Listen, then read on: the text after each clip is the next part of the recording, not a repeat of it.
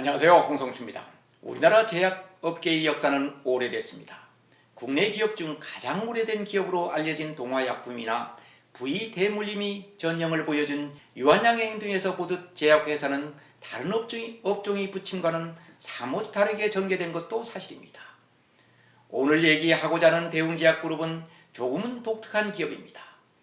약사였던 회장이 제약회사를 인수해 오늘이 거대한 제약그룹으로 만들었고 2세 형제들이 그룹 대권을 놓고 치열한 경쟁을 벌인 점이 또 다른 의미가 있습니다. 그룹 대권을 이어받은 삼남은 사법고시를 패스해 검사 생활을 하다 그룹 경영에 합류해 오늘에 이르렀습니다. 얼마 전 한 종편방송에서 방영된 재벌집 막내 아들은 상당한 인기를 끈 드라마였습니다. 극중 전개가 마치 다큐멘터리를 보는 듯하여 시청자들이 시선을 끌었습니다. 그러나 결말이나 극중 설정이 너무 허술해 재벌가를 조금 아는 사람들은 허구임을 금방 알 수 있는 것도 사실이었습니다.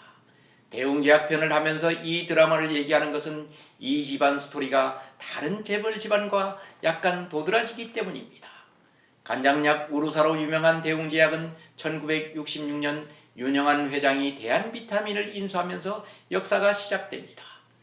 윤영한 회장은 성균관대 약대를 졸업하고 잠시 교사 생활을 하기도 했습니다. 약사 생활을 하다가 대한비타민을 인수하면서 본격적인 사업의 길로 들어섰습니다. 대한비타민은 일제강점기 시절 일본인들이 운영하던 적산기업이었습니다. 이 적산기업을 지달삼 씨가 운영하다 경영난에 봉착하자 윤 회장이 인수한 것입니다. 윤 회장은 약사 출신이라 제약회사의 속성을 누구보다 잘 알고 어떤 약품이 소비자들에 잘 먹히는지도 꿰뚫고 있었습니다.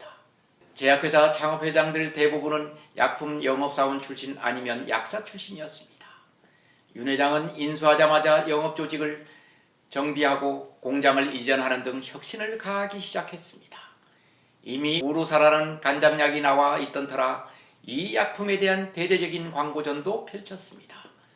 약사 출신답게 제약연구소를 세우고 1973년엔 지금의 대웅제약으로 상호마저 변경했습니다. 우루사라는 명칭이 라틴어로는 곰이라는 뜻입니다. 그래서 큰 곰이라는 뜻이 대웅이라고 명명했다는 후문입니다.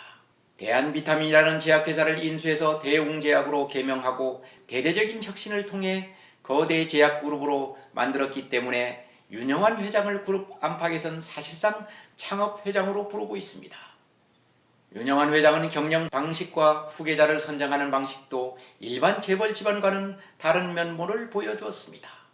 지난 1990년대 중반 CEO를 공개 모집한다고 일간지에 광고를 내 재계에 신선한 충격을 준 적이 있습니다. 본인이 왕성하게 활동할 때 전문 경영인을 공개 모집해 눈길을 끈 것입니다. 일선 기자 시절 저는 윤 회장을 만나 자식들도 있고 내부에서도 충분히 CEO를 선정할 수 있는데 왜 공개 모집하느냐고 물었더니 자식들은 아직 어리고 내부 출신보다 외부 출신을 모셔와 새로운 바람을 일으키고 싶다고 말한 적이 있습니다. 그 당시 윤 회장은 서울 삼성동 자택에 대한 얘기도 했습니다. 한 울타리 내에 결혼한 자식들이 모두 모여 살고 있다는 것입니다.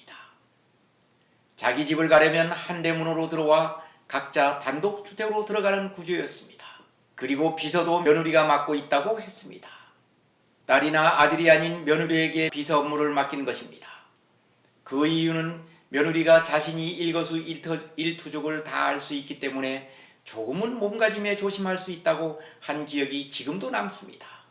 어쨌든 대웅제약은 간장약 우루사와 소화제 배아제를 앞세워 일반 소비자들에게 각인시켰고 사세는 우죽순처럼 커져갔습니다.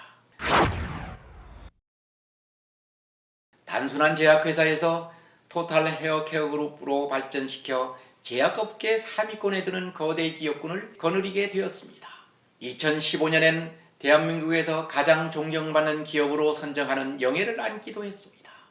생전에 보유한 주식 모두를 출연해 석천대웅재단을 설립하는 등 부의 사회환원도 서슴지 않았습니다. 지난해 8월 타계할 때까지 의학보국을 실천한 사람으로 기억하고 있습니다. 유영한 회장이 제약 외길을 걸으며 많은 찬사를 받았지만 2세 자식들은 숱한 구설수에 오르며 부친이 명성에 누를 끼치기도 했습니다. 윤 회장 슬하에는 3남 1녀가 있습니다.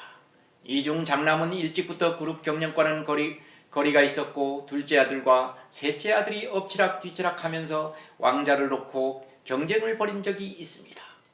지금은 셋째 아들인 윤재승 회장이 사실상 그룹 경영권을 차지했고 둘째는 계열사를 하나 분가해 독자 경영을 하고 있습니다. 여기서 재미있는 사람이 그룹 경영권을 사실상 물려받은 셋째 아들 윤재승 회장입니다. 윤재승 회장은 서울대 법대를 나와 사법고시를 패스한 수재로 알려진 사람입니다. 선지는 특히 공부도 잘하고 머리도 명석한 셋째를 총애했다고 합니다. 저는 1995년 검사 생활을 접고 막 대웅에서 후계 수업을 받을 때 인터뷰를 한 적이 있습니다. 당시 지책은 감사였습니다. 검사 생활은 주로 공안 쪽에서 있었는데 왜 그쪽을 택했냐고 물었을 때 공안부는 노동 문제를 다루는 부서이기 때문에 나중에 기업 경영을 하는데도 도움이 되지 않을까 해서 택했다고 한 기억이 남습니다. 재벌가 자제들이 고시 공부를 안 하는데 왜 하게 됐냐는 물으면 법대에 갔으니 당연히 고시 공부를 하는 것으로 생각했고 공부를 시작했으니 패스하는 것은 당연하다고 한 적이 있습니다. 그만큼 공부에도 자신이 있었다는 방증입니다. 실제로 재벌 2, 3세의 자제들 중 서울대 법대 출신이 꽤 있지만 고시 공부를 한 사람은 별로 없습니다. 중앙일보 홍석현 회장 집안 형제들이 외무고시와 사법고시를 패스했지만 그 집안은 재벌 집안이라기보다 관료 집안으로 분류하는 게 맞는다고 하겠습니다. 어쨌든 윤재승 회장은 대웅제약 경영에 합류해 승승장구하기 시작합니다.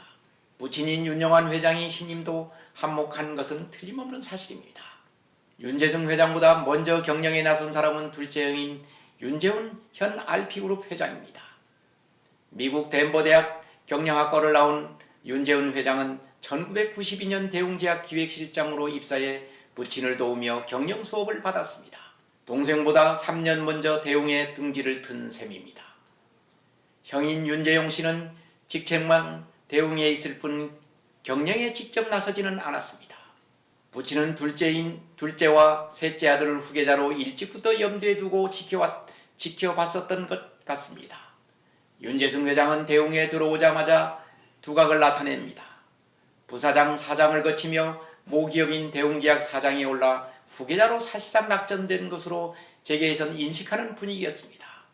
다시 말해 대웅제약은 셋째 아들인 윤재승 회장이 둘째는 비주력 계열사인 식료품 회사인 대웅식품과 수출입 회사인 대웅상사를 독자 경영하는 것으로 비춰졌습니다. 윤재승 회장은 대웅제약이 대표이사를 맡자마자 지주회사 체제를 도입하는 등 드라이브를 걸었습니다. 물론 부친인 윤영환 회장이 절대적인 신임 밑에 이루어진 일입니다. 그러다 2009년 전격적으로 둘째인 윤재훈 씨가 대웅제약 대표이사 부회장으로 선임돼 후계 구도에 차질이 있는 것 아닌가 하는 얘기들이 나왔습니다. 이때 윤재승 회장은 대웅제약 대표이사 자리마저 내놓았습니다. 그러나 윤재훈 회장 체제는 오래가지 않았습니다. 대웅제약이 약값 인하 등으로 영업활동이 어려워지자 다시 윤재승 씨가 대웅제약 대표이사로 복귀한 것입니다. 이때가 2012년입니다. 윤재훈 체제는 3년 첫나로 막을 내린 셈입니다. 이때부터 완전히 윤재승 체제가 굳어져 오늘에 이릅니다. 경영권에서 밀려난 둘째 윤재훈 씨는 계열사였던 RP코프를 떼어내 독립했습니다. RP바이오로 개명해 지난해 코스닥에 상장하는 등 독립경영에 성공했다는 평가를 받고 있습니다. 가지고 있던 대웅 지분은 전량 처분해 대웅과는 관련이 없는 사람이 되고 말았습니다. 윤재승 회장은 대웅제약그룹 왕자에 앉아 승승장구하다 2018년 이른바 욕설 녹취록이 한 언론에 공개돼 회장직을 내려놓고 미국으로 임시 거주를 옮긴 적이 있습니다. 이때 많은 사람들은 소나기를 피하고 보자는 심산으로 회장직을 내려놓았다고 평가했었습니다. 그러다 지난해 1월 대웅제약 지주회사의 최고 비전 책임자 즉 CVO로 복귀해 현재에 이르고 있습니다. 회사 측은 미등기 비상근 임원으로 근무 중이라 경영 복귀는 아니라는 입장이지만 일반인들의 시선은 곱지 않은 것만은 사실입니다. 오늘은 대웅제약 그룹이 성장과 후계자로 선정된 과정을 살펴봤습니다. 사실 후계자로 낙점되는 과정과 형제 간 갈등 등에 대해서는 많이 취재했지만 디테일한 부분은 안 다뤘습니다. 다 지나간 일이고 대웅제약이 발전에 도움이 되지 않는다는 판단에서였습니다.